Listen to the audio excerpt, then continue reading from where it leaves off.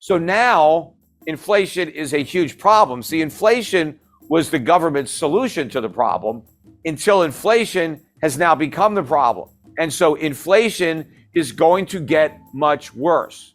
Forget about what these central bankers and politicians are saying about their commitment to fight inflation, how they're resolute and how they're determined no matter what to bring the inflation rate back down to 2%. That's never going to happen. We're going to see 20% inflation before we see 2% inflation. And this pretend war against inflation is going to come to an end soon. And the central banks are going to surrender and inflation is going to win. Look, we've already seen the first central bank capitulate and wave the white flag, and that was the Bank of England.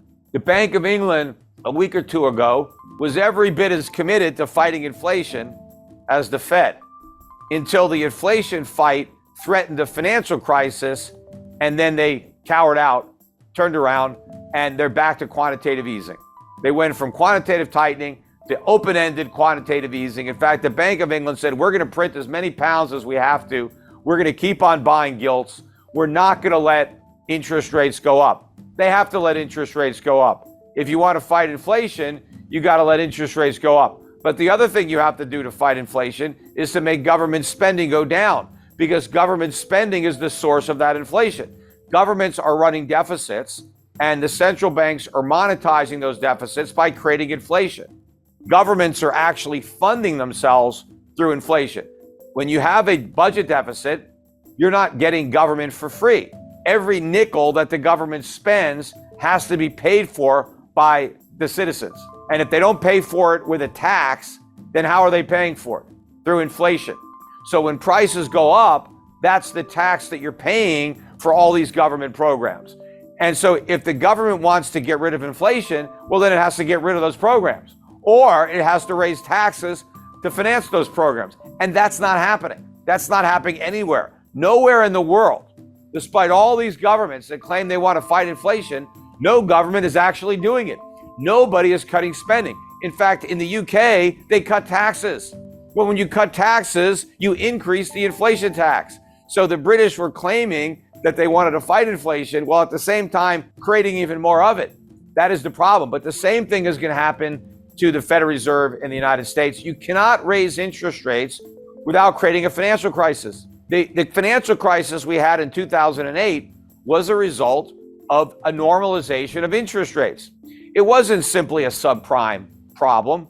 The reason subprime was the problem was because it was debt. People borrowed money and they couldn't pay it back. Why were they able to borrow the money? Because it was cheap. The Fed lowered interest rates to 1%.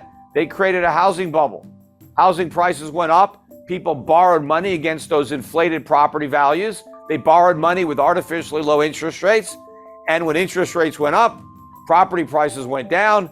People didn't want to pay their mortgages. You get a financial crisis because now the banks didn't get their money back. They loaned all this money out. They didn't get it back. That was why we had a crisis. Well, today we have much more debt than we had in 2008. We had 0% interest rates for almost 10 years. Think about all the debt that was taken on during those 10 years by not only the government, corporations, private citizens. Do you think they can repay that debt when rates normalize? Of course not. And what happens when rates go up, asset prices come down. It's like the other side of a seesaw. The lower interest rates are, the more expensive stocks are, the more expensive real estate is. But as interest rates go up, those prices come down because it's all a function of interest rates. So if I borrowed a bunch of money to buy a house and now the house goes down, I have no equity and my mortgage payments are up, I'm mailing in the keys. But you have all these companies in America that have been losing money. In fact, in 2021, it was a record year in America for money-losing companies going public. Now, how do all these money-losing companies stay in business? Because the company is supposed to generate a profit to stay in business. How do you lose a bunch of money and still stay in business? How do you pay your employees? How do you pay your rent? Right? How do you do anything? Well, the companies were selling stock to the public. They were raising money by selling stock, and a lot of companies were borrowing money to pay their expenses, taking on debt. But it was all great when rates were at zero, And people were willing to buy these overpriced stocks when rates were at zero. They're not willing to do it when rates are at 4%. And in order to fight inflation, they got to go much higher than 4%. Despite the rate increases, federal funds rate in the United States right now is about 3.25% to 3.5%. Inflation, even the way the government measures it, is 8.25%.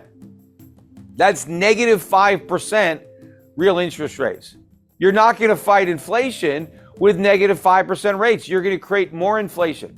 The only way that you can fight inflation with higher interest rates is if the interest rate is higher than the inflation rate. And it can't just be a little bit higher. It's got to be meaningfully higher. In 1981, when Paul Volcker raised interest rates or allowed interest rates to go up, short-term rates went to 21%. The highest inflation got was 13.5%. So that's what it took. People had real interest rates. The reason you need that is because you've got to stop people from spending money. That's what's the demand. It's spending. You've got to get people to stop spending and start saving, because that accomplishes two things. It reduces demand, but it increases supply. How does it increase supply? Well, when you spend money, when you save money and you don't spend it, that money can finance capital investment that will lead to more production of goods. And so you increase the supply of goods while decreasing demand for goods, prices can come down or stop going up. That's what you need to do. Now, if interest rates are negative, that is not going to encourage anybody to save. If rates are negative 5%, you're going to lose 5% a year on any money you save. Why the hell would you save? You wouldn't. You're going to spend your money as quickly as you get it. You're not going to save it and lose 5% a year. Now, if the Federal Reserve raised interest rates up to, let's say, 10% or 15%, then you might save your money. Hell, I could put my money in the bank and earn 15%. I'm not going to spend it. Even if inflation is 8%, I'm still 7% ahead. I'm going to save my money. I'm going to earn all that interest. I'm going to spend my money in the future, because then I'm going to be able to spend the interest that I earned on my money. That's what the Federal Reserve needs to do. But they're not doing that. Also, we are running $2 trillion a year deficits in the United States. Where's the money coming from? It's coming from the Federal Reserve, or it was. There's no other source, because if the Federal Reserve isn't going to print all that money, then the private sector is going to have to buy all those treasuries. But the private sector doesn't want those treasuries. Foreign central banks don't want those treasuries. They need to sell the treasuries they've already got. They don't need to buy any more. There is no way to finance these deficits, so the government has to cut spending. But they haven't cut any spending. In fact, if you look at the Inflation Reduction Act, that was a spending bill. They increased spending to fight inflation. How are you supposed to do that? It's the spending that is the source of the inflation, because the spending is being monetized by the central bank. So instead of fighting inflation, they created additional inflation. Instead of putting out the fire, they poured gasoline on the fire and just pretended that they were going to put it out. But everything we're doing, we're forgiving student loans. In fact, we told people that have student loans, you don't have to pay those loans. Just go out and spend the money on other stuff. Buy more goods, buy more services, push the prices even higher. You see, the Federal Reserve and other central banks are at an inflection point. They're really in a situation where they're between a rock and a hard place, and they're damned if they do and they're damned if they don't.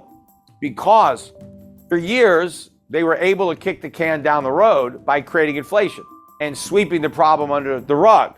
But now that inflation has become the problem, they can't solve the inflation problem by creating more inflation, because the solution to every problem has been inflation. The economy is weak, print money, lower interest rates. Companies are failing, let's bail them out. How do we pay for that? Print money, create inflation. So inflation has been kind of the one-trick pony. It's been a cure-all. Whatever ails us, just inflation is going to be the cure. Well, now that inflation is the disease, where's the cure? There is none. Any more stimulus, and we end up with an overdose.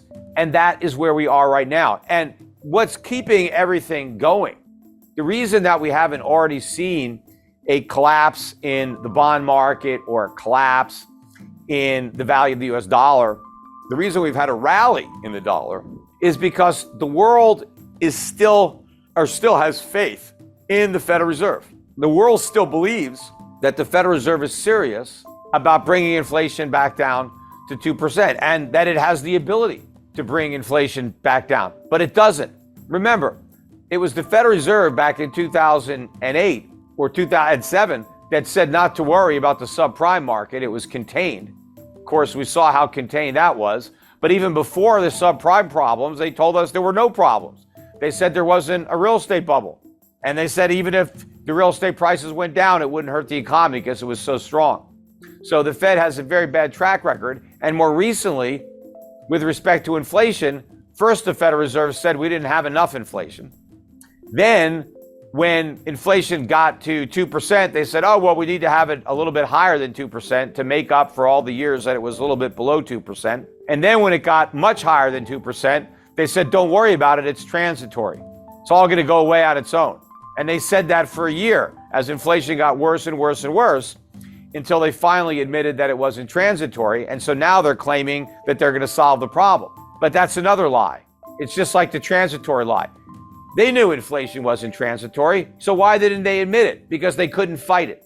Because they knew that fighting inflation would crash the house of cards that was built on a foundation of inflation. Everything the Federal Reserve has done has been to artificially prop up an overly leveraged economy.